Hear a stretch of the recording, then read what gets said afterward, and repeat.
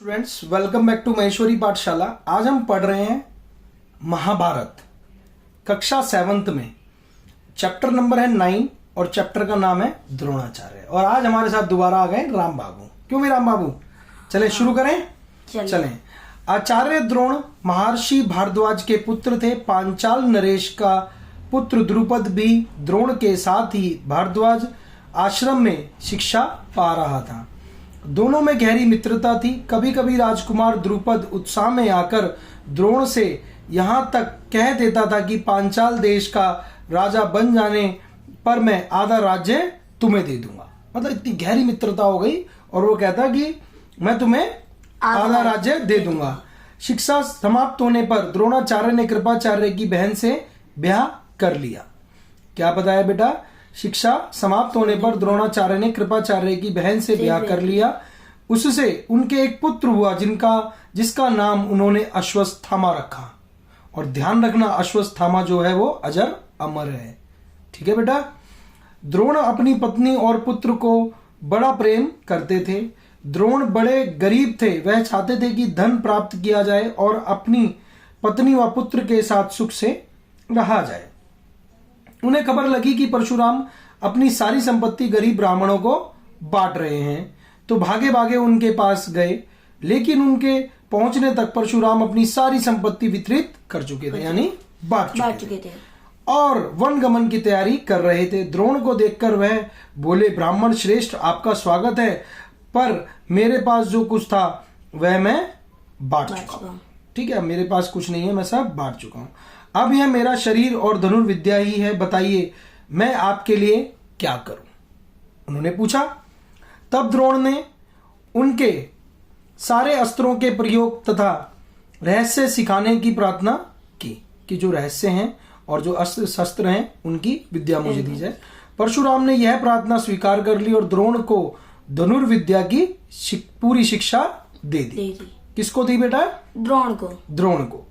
कुछ समय बाद राजकुमार द्रुपद के पिता का देहावसन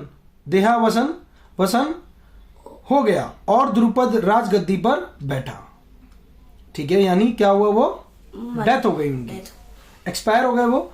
द्रोणाचार्य को जब द्रुपद के पंचाल देश की राजगद्दी पर बैठने की खबर लगी तो यह सुनकर वह बड़े प्रसन्न हुए और राजा द्रुपद से मिलने पांचाल देश को चल पड़े। कहाँ चले गए बेटा? पांचाल देश। उन्हें गुरु के आश्रम में द्रुपद की लड़कपन में की गई बातचीत याद थी। मतलब कहा था ना बचपन में, क्या कहा था कि अब मैं अपना आधे राज्य, जब मैं राजगद्दी पे बैठूंगा तो आपको दे दूंगा, आधा राज्य दे दूंगा। ठीक है बेटा? उन्हें गुरु के आश्रम में द्रुपद की लड़कपन की गई बातचीत याद थी। सोचा यदि आधा राज्य ना भी देगा तो कम से कम कुछ धन तो जरूर ही दे देगा। बेचारे गरीब थे ना। हाँ। तो गरीब बेचारा थोड़ा मन होता है कहीं से कुछ मिल जाए। ठीक है, यह आशा लेकर द्रोणाचार्य राजा द्रुपद के पास पहुंचे और बोले, मित्र द्रुपद, मुझे पहचानते हो ना? मैं तुम्हारा बालपन का मित्र द्रोण हूं। ऐश्वर्य के मद में मत हुए राजा द्रुपद को द्रोणाचार्य का आना बुरा लगा और द्रोण का अपने साथ मित्र का सा व्यवहार करना तो और भी अकरा। मतलब होता है ना, जब पैसे वाला हो गया कोई तो गरीब को कौन पूछेगा। समझ रहा बेटा? वह द्रोण पर गुस्सा हो गया और बोला, ब्राह्मण, तुम्हारा यह व्यवहार सजनोचित नहीं है। मुझे मित्र कहकर पुकारने का तुम्हें साहस कैसे हुआ? होता ना बड़े आदमी को किसी गरीब ने बोल दे तुम मेरे मित्र थे बाल में, हाँ तो बुरा लगा ना उसे। सिंहासन पर बैठे हुए एक राजा के साथ एक दरिद्र प्रजाजन की मित्रता कभी हुई है? भाई सबको ही भगवान कृष्ण और सुदामा थोड़े ही हैं कि किसी से भी मित्रता कर ले। हाँ, नहीं मित्रता कर ली तो मित्रता निभाई ना उन्होंने। हाँ। अब उन्होंने मित्रता में ऐसी उनको कह दिया कि भाई जब मैं राजगद्दी पे बैठूंगा तुझे आधा राज्य दे दूंगा। लेकिन अब उसका आदर करता, बिठाता प्यार से, भले ही कुछ नहीं देता, बिठाता, थोड़ा बहुत दे देता, इतना दे भी देता और नहीं भी देता, लेकिन उसका अनादर तो नहीं करता। लेकिन गुस्सा आ गया ना उन्हें। अब मैंने क्या बताया कि हर कोई भगवान कृष्ण थोड़ा ही है। ठीक है, मुझे मित्र कहकर पुकारने का तुम्हें साहस कैसे हुआ? सिंहासन पर बैठे हुए एक राजा के साथ एक दरिद्र प्रजाजन की मित्रता कभी हुई है? तुम्हारी बुद्धि कितनी कच्ची है। लड़कपन में लाचारी के कारण हम दोनों को जो साथ रहना पड़ा उसके आधार पर तुम द्रुपद से मित्रता का दावा करने लगे, दरिद्र की धनी के साथ, मूर्ख की विद्वान के साथ और कायर की वीर के साथ मित्रता कहीं हो सकती है? मित्रता बराबरी की हैसियत वालों में ही होती है। जो किसी राज्य का स्वामी ना हो वह राजा का मित्र कभी नहीं हो सकता। द्रुपद की इन कठोर गर्भोक्तियों को सुनकर द्रोणाचार्य बड़े लज्जित हुए और उन्हें क्रोध भी बहुत आया। उन्होंने निश्चय किया कि मैं इस अभिमानी राजा को सबक सिखाऊंगा और बचपन में जो मित्रता की बात हुई थी उसे पूरा करके चैन लूंगा। वह हस्तिनापुर पहुंचे और वहां अपनी पत्नी के भाई कृपाचार्य के यहाँ गुप्त रूप से रहने लगे। कहाँ रहने लगे बेटा? अपने भाई कृपाचार्य के पास। हाँ, और वहां अपनी पत्नी के भाई कहाँ पे रहने लगे? अपनी पत्नी के भाई कृपाचार्य के यहाँ गुप्त रूप से रहने लगे। एक रोज हस्तिनापुर के राजकुमार नगर से बाहर कहीं गेंद खेल रहे थे, जैसे खेलते ना गेंद खेल रहे थे कि इतने में उनकी गेंद एक कुएं में जा गिरी। युधिष्ठिर उसको निकालने का प्रयत्न करने लगे तो उनकी अंगूठी भी कुएं में गिर पड़ी। सभी राजकुमार कुएं के चारों ओर झांक झांक कर देखने लगे पर उसे निकालने का उपाय उनको नहीं सूझता था। एक कृष्ण वर्ण का ब्राह्मण मुस्कुराता हुआ यह सब चुपचाप देख रहा था।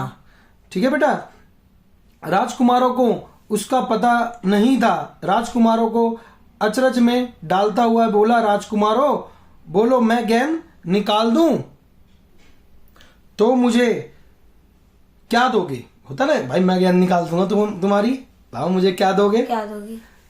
ब्राह्मण श्रेष्ठ, आप गेंद निकाल देंगे तो कृपाचार्य के घर आपकी बढ़िया दावत करेंगे। कहाँ करेंगे बेटा? कृपाचार्य के यहाँ।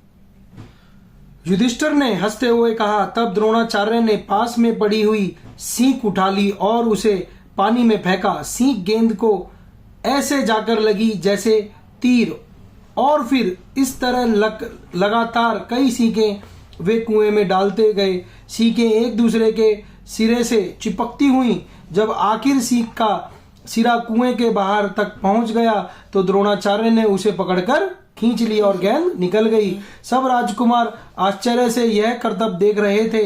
उन्होंने ब्राह्मण से विनती की कि युधिष्ठिर की अंगूठी भी निकाल दीजिए। द्रोण ने तुरंत धनुष चढ़ाया और कुएं में तीर मारा। पल भर में बाण अंगूठी को अपनी नोक में लिए हुए ऊपर आ गया। बाण मारा और वो अंगूठी भी निकल आई। ठीक है बेटा, द्रोणाचार्य ने अंगूठी युधिष्ठिर को दे दी। यह चमत्कार देखकर राजकुमारों को और भी ज्यादा अचरज हुआ।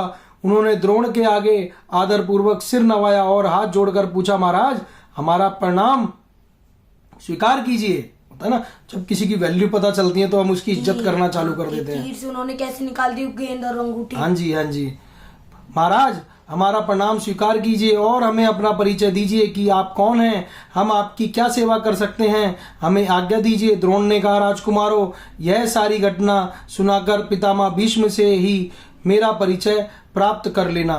द्रोण ने कहा, राजकुमारों यह सारी घटना सुनाकर पितामह भीष्म से, यानी पितामह जो भीष्म हैं तुम्हारे जो परदादा हैं, मेरा परिचय प्राप्त कर लेना। राजकुमारों ने जाकर पितामह भीष्म को सारी बात सुनाई तो भीष्म ताड़ गए कि हो ना हो वे सुप्रसिद्ध आचार्य द्रोण ही होंगे। यह सोचकर उन्होंने निश्चय कर लिया कि अब से राजकुमारों की अस्त्र शिक्षा द्रोणाचार्य के ही हाथों पूरी होगी कराई जाए। बड़े सम्मान से उन्होंने द्रोण का स्वागत किया और राजकुमारों को आदेश दिया कि वे गुरु द्रोण से ही धनुर्विद्या शिक्षा सीखा करें। कुछ समय बाद जब राजकुमारों की शिक्षा पूरी हो गई तो द्रोणाचार्य ने उनसे गुरु दक्षिणा के रूप में पांचाल राज द्रुपद को कैद कर लेने के लिए कहा। द्रोणाचार्य ने उनसे गुरु दक्षिणा के रूप में पांचाल राज द्रुपद को कैद कर लाने के लिए कहा। वो याद है, वो जो दोस्त था उसने उसका अनादर किया था और बचपन में बेचारे चले गए। लेकिन ऐसे किसी का अनादर थोड़ी करना चाहिए, तो उन्होंने गुरु दक्षिणा में क्या कहा कि जो पांचाल राज द्रुपद है को कैद कर लाने के लिए कहा, मुझे गुरु दक्षिणा में ये दो। उनकी आज्ञा अनुसार पहले दुर्योधन और कर्ण ने द्रुपद के राज्य पर दावा बोल दिया, पर पराक्रमी द्रुपद के आगे वे ना ठहर सके, हार कर वापस आ गए। तब द्रोण ने अर्जुन को भेजा। अर्जुन ने पांचाल राज की सेना को तहस नहस कर दिया और राजा द्रुपद को उनके मंत्री सहित कैद करके आचार्य के सामने ला खड़ा किया।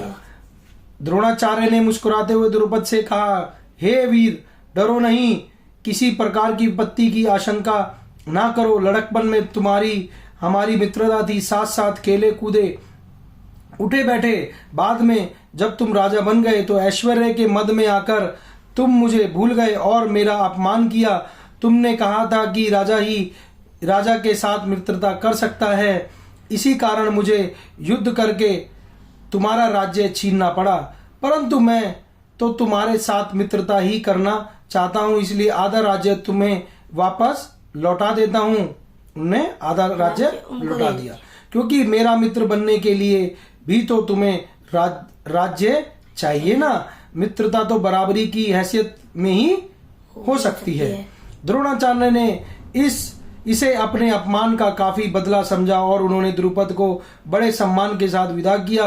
इस प्रकार राजा द्रुपद का गर्व चूर हो गया, मतलब जो उसका घमंड था वो चूर हो गया। लेकिन बदले से घृणा दूर नहीं होती, उसको फिर भी घृणा थी।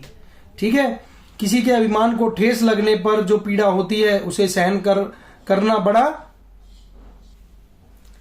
कठिन होता है। द्रोण से बदला लेने की भावना द्रुपद के जीवन का लक्ष्य बन गई कि अब द्रोण से क्या लेना है, बदला लेना है। उसने कई कठोर व्रत और तप इस कामना से किए कि उसे एक ऐसा पुत्र हो जो द्रोण को मार सके, साथ ही एक ऐसी कन्या हो जो अर्जुन को ब्याही जा सके। आखिर उसकी कामना पूरी हुई। उसके धृष्टद्युम्न नाम का एक पुत्र हुआ और द्रौपदी नाम की एक कन्या। आगे चलकर कुरुक्षेत्र की रणभूमि में अजय द्रोणाचार्य इसी धृष्टद्युम्न के हाथों मारे गए। किसने मारा बेटा? अब क्वेश्चन वो पूछ ले कि द्रोणाचार्य को किसने मारा? धृष्टद्युम्न के हाथों मरे। ठीक है, समझ पा रहे हैं?